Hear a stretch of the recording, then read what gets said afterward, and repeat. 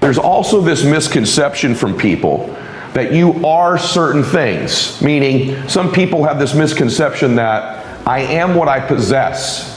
In other words, I am my possessions. And so they link their self-confidence to their possessions. And so they're constantly trying to acquire more and more possessions, thinking that's where they get their self-confidence from. That's how they're defined as a person. I am my possessions. Couldn't be further from the truth. It's a hollow way to try to gain self-confidence by possessing things. Nothing wrong with going for material possessions.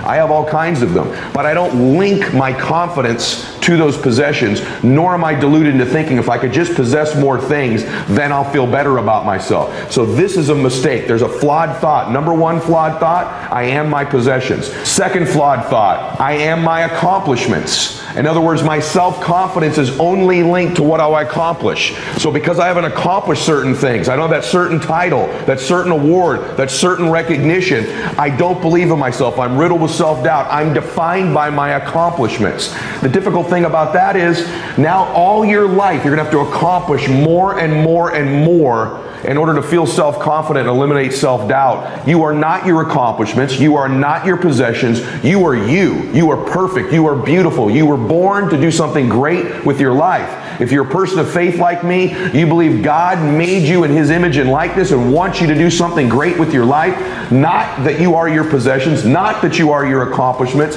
And this is the social media insidious influence it has in our lives. People are like, I don't feel good about myself. I've got this self-doubt. The gateway to me feeling more self-confidence is if I could possess more things, or if I could accomplish more things. Yes, having nice things will make you feel better about yourself. Yes, accomplishing things certainly is a reinforcement for self-confidence, but it's not the pathway to getting it. The pathway to getting it is doing something great with your life where you keep the promises you make to yourself and acknowledge this self-doubt, this self-thought, this negative talk isn't even mine. It was given to me when it was impossible for me to defend myself as a child, and maybe it even happened in adolescence, and probably some of those incidents have happened for you as an adult. And these ones as an adult are like that thing I said earlier. Oh, it's another time I reinforced the table. I'm not good enough. I'm not smart enough. I'm not prepared enough. I'm not the right race. I'm not the right gender. I don't come from the right kind of family. I don't have the right education. And we find these references as adults to reinforce these self-doubting beliefs we were given by somebody else as a child. Flawed belief is that you are your possessions. You are your accomplishments. Third flawed belief, I am what other people say I am. Wrong. You are not what other people say you are, good or bad. I see too many people that if someone says something negative about them, they believe that's who they are. This is the flawed third belief. I am my possessions, I am my accomplishments, and you know what? Or I am what other people say I am. Let me be clear with you. You are not what other people tell you you are. It wasn't true when you were 18 months old, 5 years old, or 55 years old. You are not what other people say you are.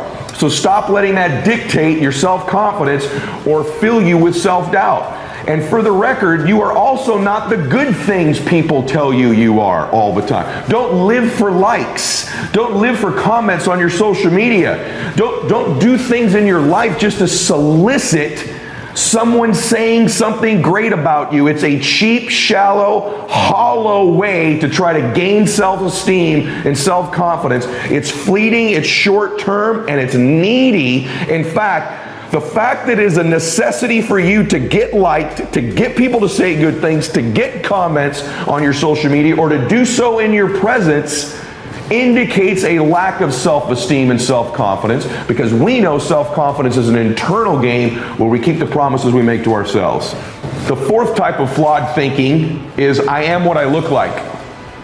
In other words, if I don't look a certain way, like what the magazine says I should, or social media says I should, if I don't look like these people, I shouldn't have self-confidence.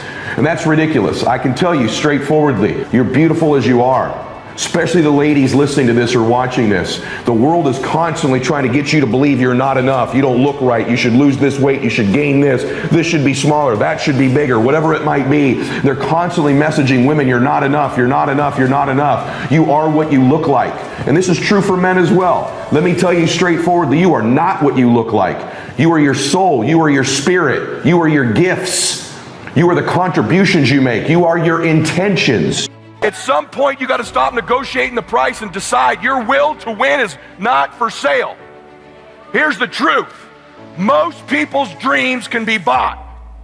With enough failure, with enough rejection, they will sell their children's dreams. They can't still fight. They can get a little bit, but when it gets a little too hot, they go, boom, sold, buy the dream, you can have it. It's not worth it to me. And their will to win is buyable. You can buy it with a little success or a whole bunch of failure. Most people will sell their will to win. Some of you have sold it because you're making a little bit of money. You don't work like you did when you were making nothing.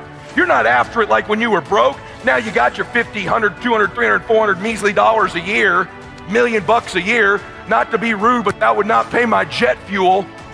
And you think you're making a lot of money compared to what? But you sold your win for a little couple success. Some of you will sell your win for some failure. You're probably buyable. But if you decide at this meeting, my will cannot be bought. I don't care how long it takes, you can't buy this dude out. I'll keep fighting for my family. I'm the one. I'm gonna change my family tree forever. That's the decision. Decide now. You're gonna keep negotiating the price, or can you not be bought? I believe the greatest talent that you can draw a line through all the people who have won. Not all the people that win in business or life are unbelievable transfers of energy. Not all of them can close. Not all of them can persuade. Not all of them are great listeners. Not all of them even dealt well with adversity. They did that the majority of the time.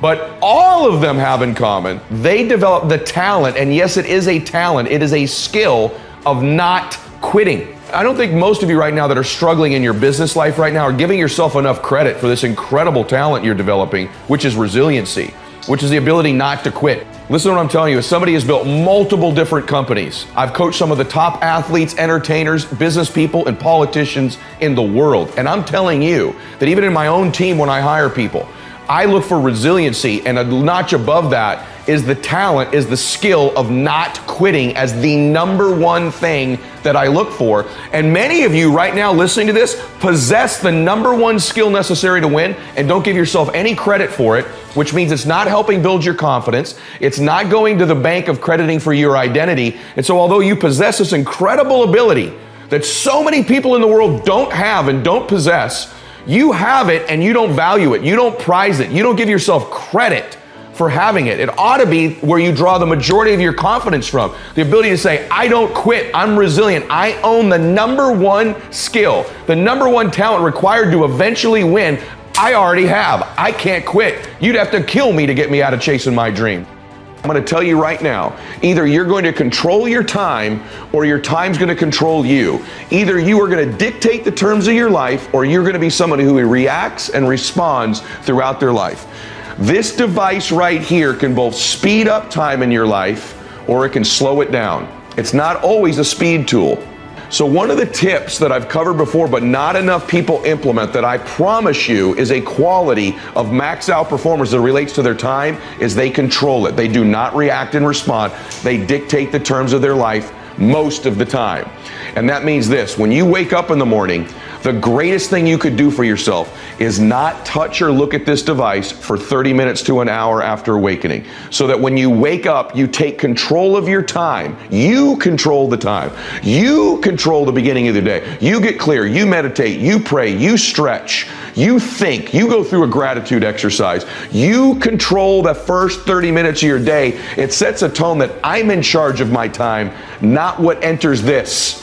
If the first thing you do is grab this now dictates the term of your day. This controls my day. What hits this, what email, what text, what call hits this, what Instagram post hit this, this controls me. It controls my time. But if you can stay away from it for the first 30 minutes to an hour, you send a message to your brain, to yourself, that you control time, that this day is on your terms. And again, you stack up a day, a week, a month, a year, 5 years of a lifetime of you controlling and dictating the terms of your life for just the first 30 minutes to an hour every day. It will revolutionize your life. You have an acceptance that problems and challenges are going to exist. Isn't it probably important that you learn to enjoy the process of overcoming them and solving them? I think all the time, man, how can I enjoy this? I think, man, what are all the great things that are going to happen when this is solved? Whose lives are going to be better when this is solved? How much better is my body, my fitness, my faith, my family, my life, other people's lives when this problem is solved, depending on what the problem and challenge is. And that helps me enjoy the process. I also remind myself this problem is helping me grow. It's in existence because I'm making progress in my life. So all these things fit a meaning that help us make the best decisions possible.